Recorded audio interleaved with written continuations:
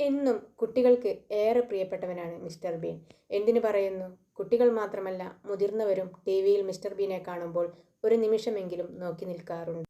ചെറുപ്പത്തിലെ വിക്കുള്ള കുട്ടിയായിരുന്നു mister been. സ്കൂളിൽ ചെന്നാൽ കുട്ടികൾ അവനെ അനുകരിച്ച് കളിയാക്കുമായിരുന്നു. കുട്ടികൾക്കറിയില്ലല്ലോ വിഷമം കാരണം അവൻ്റെ മനസ്സുരുകുന്നത്. 1955 ജനുവരി 6 ഇംഗ്ലണ്ടിലെ കൗണ്ടി ഡർഹാമിലെ കോൺസെന്റിൽ ജനിച്ച ആറ്റ്കിൻസൺ ബാല്യകാലത്ത് വലിയ പ്രശ്നങ്ങൾ നേരിട്ടിരുന്നു. വിക്കനായി ജനിച്ച ഇവന് രണ്ടക്ഷരം നേരെ പറയാൻ പറ്റില്ല. കളിയാക്കലുകൾ സഹിച്ച് റൂമിൽ പോയി കരയുമായിരുന്നു.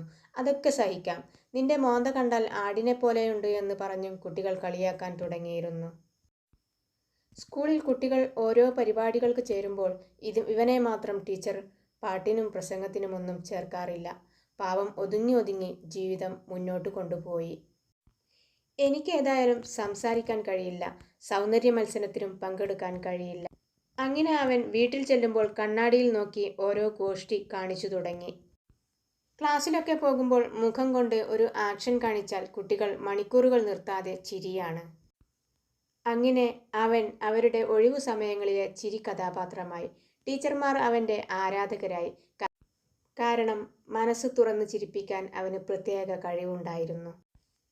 പിന്നെ അവൻ സ്കൂളിലെ യൂത്ത് ഫെസ്റ്റിവലിൽ അഭിനയിക്കാൻ തുടങ്ങി. ചാർലി ചാപ്ലിൻ അദ്ദേഹത്തിൻ്റെ ഇഷ്ട കഥാപാത്രമായിരുന്നു. അങ്ങനെ സ്റ്റേജുകളിൽ പ്രധാന പരിപാടികൾക്ക് ശേഷമുള്ള ഇടവേളകളിൽ പരിപാടി അവതരിപ്പിച്ചു തുടങ്ങി. നടുകുലുക്കി മുഖം ചുളിച്ച് ഗോഷ്ടി കാണിച്ചു. അങ്ങനെ ജനഹൃദയങ്ങളിൽ കയറിപ്പറ്റി. പല ടെലിവിഷൻ ഓഡിഷനിൽ പോയെങ്കിലും ആട്ടിയോടിക്കപ്പെടുകയാണുണ്ടായത്. അങ്ങനെയിരിക്കെ ഒരു ഷോയിൽ BBC പ്രോഗ്രാം ഡയറക്ടർ പങ്കെടുക്കുകയും ഇവനെ ഇഷ്ടപ്പെടുകയും ചെയ്തു. 1979 BBC not the 9 o'clock news എന്ന ആക്ഷേപഹാസ്യ സ്കെച്ച് ഷോയിലൂടെ അവന് വലിയ അവസരങ്ങൾ ലഭിച്ചു. കൂടാതെ നിരവധി കഥാപാത്രങ്ങളെ സൃഷ്ടിക്കുകയും അവതരിപ്പിക്കുകയും ചെയ്തു. അതോടെ ജീവിതത്തിനൊരു അർത്ഥമുണ്ടെന്ന് ആറ്റ്കിൻസൺ മനസ്സിലാക്കി. ഒടുവിൽ ഗോഷ്ടി കാണിച്ചു കാണിച്ച് മിസ്റ്റർ ബീൻ എന്ന കഥാപാത്രത്തെ സൃഷ്ടിച്ചു. 1990 ജനുവരി 1 മിസ്റ്റർ ബീൻ ആദ്യ എപ്പിസോഡ് പ്രക്ഷേപണം ചെയ്തപ്പോൾ ആ കഥാപാത്രം വളരെ പെട്ടെന്ന് ഒരു ആഗോള ആവേശമായി മാറി. കൊച്ചു കുട്ടികൾ മുതൽ പ്രായമുള്ളവർ വരെ അവനെ ആരാധനാ കഥാപാത്രമാക്കി. അങ്ങനെ മിസ്റ്റർ ബീൻ ലോകമെമ്പാടുമുള്ള പ്രേക്ഷകരുടെ മനസ്സിൽ സ്ഥാനം പിടിച്ചു. എനിക്ക് നിങ്ങളോട് പറയാനുള്ളത്, വിജയിക്കാൻ ശബ്ദവും സൗന്ദര്യവും ഒന്നും വേണ്ട. നിങ്ങളുടെ കയ്യിൽ എന്തുണ്ട്, ആ ഉള്ളത് മതി നിങ്ങൾക്ക് വിജയിക്കുവാൻ. നിങ്ങളിൽ ഒരു വലിയ ശക്തി ഒളിഞ്ഞു കിടക്കുന്നുണ്ട്.